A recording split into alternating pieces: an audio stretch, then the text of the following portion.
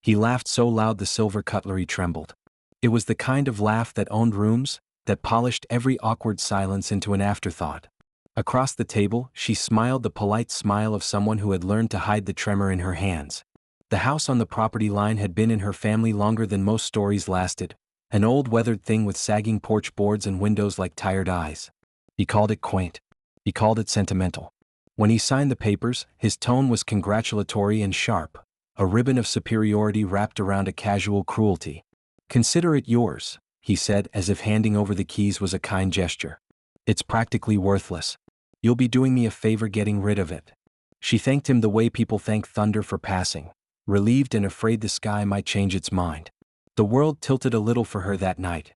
Relief because the name on the deed no longer chained her, fear because freedom sometimes felt like being set adrift. She had wanted nothing more than a quiet place to breathe, to remember, to rebuild. Instead she was given an old house and a laugh. Neighbors came to see the handover. They watched the millionaire, his tailored suit, his rare laugh, his carriage of someone used to having tides bend for him, drive off with the same casual indifference he gave to fortunes. She stood on the porch and watched him go, feeling the wood bite into her palms. The house smelled like attic dust and old rain. She ran her fingers along the banister and found a nick carved deep into the wood where a name must once have lived. Names faded, the house whispered. People left. That was the way of things. People in town had always believed the house was empty of real value. It had once belonged to an eccentric aunt with a rumored fondness for hoarding odd things. The rumor mill had coughed up stories over the years. Antiques, a stash of letters no one could read, a safe with a combination no one could guess. Mostly it had been polite gossip, the kind that fills waiting rooms and church basements. When the millionaire had bought the estate, people joked that he'd gotten himself a whimsical garden relic. No one suggested gold. She thought about selling the house straight away. That would be the practical thing. Sell it, sign the checks, find a small apartment with functioning plumbing and cheaper rent. But something in the structure called to her. The way the light pooled in the parlor in the late afternoons, the echo of footsteps that matched hers. She saw possibilities where others saw rot. She wanted a place to build something that smelled like her. So she patched a broken window, repainted a nursery blue even though there was no child, and set about making a home. Weeks passed and the house settled into her like a patient animal. She swept floors, fixed a leaky gutter, coaxed a garden from compacted soil. On the third week a neighbor dropped by with a pie and a question about the plumbing. They sat on the porch and swapped stories as the evening closed. When the neighbor left, she stayed at the doorway a little longer, listening to the house breathe.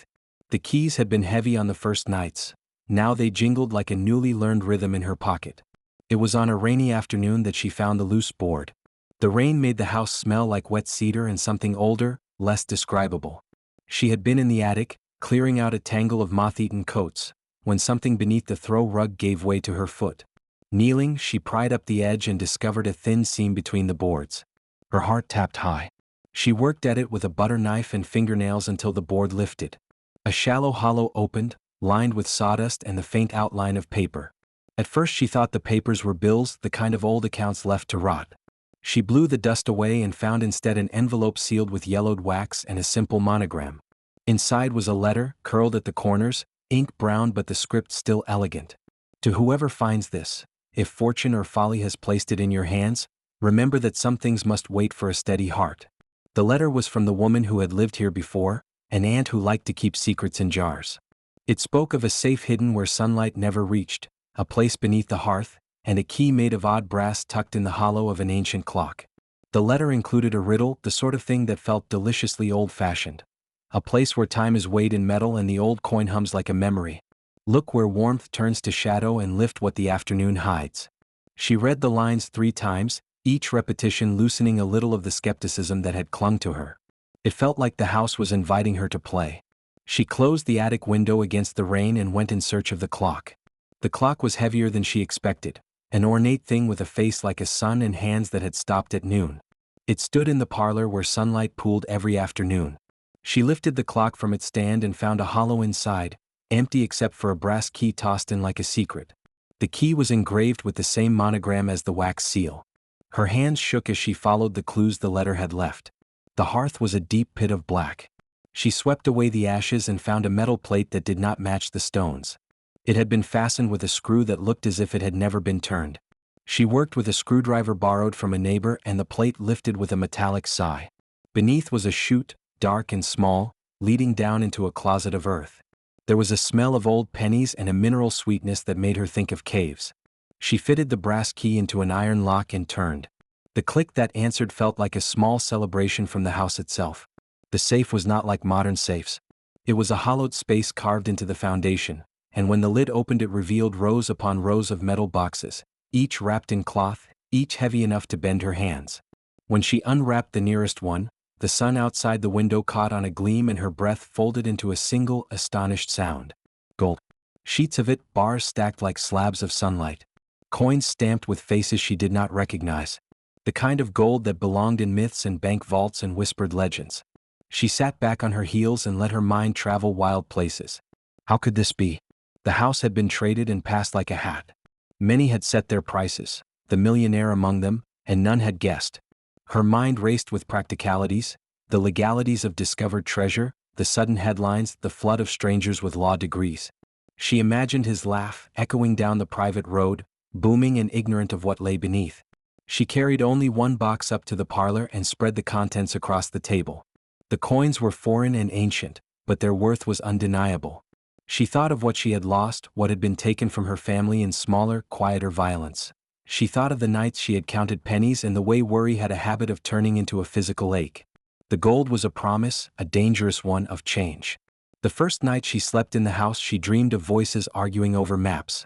She woke with the image of the millionaire's face, the same laugh, and a dollar sign of indignation that would surely knot in his jaw when he learned. She took a slow breath and reminded herself that fortune had a face but not always an owner. The house had kept its secret long enough, perhaps it had chosen her. Her first step was to understand. She called a historian in the county university and arranged an appointment under the pretense of wanting to research the house's architecture. The historian arrived with a sensible jacket and a notebook. When she led him to the cellar and the safe and unwrapped the layers of cloth, he made a sound midway between a gasp and a professional adjustment. "This is extraordinary," he said, touching the coins like a man blessing an altar. "If I report this," she said, "what happens?" "Legally? That depends on soil rights, on wills, on chains of title. Some of this may date back to before existing record-keeping. Some of it might be subject to discovery laws. But beyond that, you may be in danger." She had already guessed that. He explained in careful sentences that when treasure is discovered, it calls to those who believe they are stakeholders. Lawyers would scent it. The millionaire might claim it under the logic of prior ownership of the estate. He might even argue that whatever lay beneath had been his, that the money belonged to him because the land had become his through purchase. The local newspapers would be delighted. Strangers would come. But he also spoke of a less visible risk. Thieves who admired value and had the patience to plan. She listened as if holding a hot coal. Her chest felt full of running water. The historian offered to help authenticate and document, to create a paper trail that would establish her claim. He smiled with the tenderness of someone who had loved dusty things all his life. "You're not the kind of person to turn this into a spectacle, are you?" he asked softly. "I want a life," she said. "Not a circus." He nodded.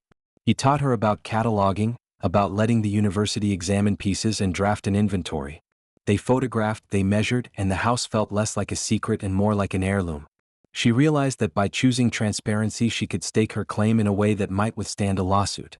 Still, the idea that the millionaire might come back with a team of lawyers loomed like storm clouds. Word leaked despite their attempts. Newsmen have a nose for copper. Townspeople have tongues like rivers. The first call she received was clinical and polite, from a voice that did not hide its interest. "Congratulations on the discovery," the voice said. "I represent the estate of Mr. H. Can we come by to discuss ownership?" She felt the old laugh again. She could have given the menace of his voice back, cold and controlled, but instead she invited him over. Maybe that was a mistake. Perhaps pride is always a foolish currency when new wealth is involved. Or perhaps she wanted him to see the house as she had, not a thing to be measured only in profit, but a place that remembered people. He arrived with a retinue, lawyers with quiet shoes, an accountant with a crease between his eyes, and his own personal attorney who seemed to have been born wearing applause. The conversation began polite and became a chess game of legal standing. He produced documents, a new deed, a previous claim of purchase, an affidavit asserting that the house was part of an estate settlement. "You can't expect to keep everything you find," he said at last, as if the world were composed of statements rather than histories. This was mine by purchase before you stumbled upon it. She told him about the letter she found, about the key, about the attic, and watched his face a little like watching a weather vane. His composure shifted to mild surprise, then to an amused impatience.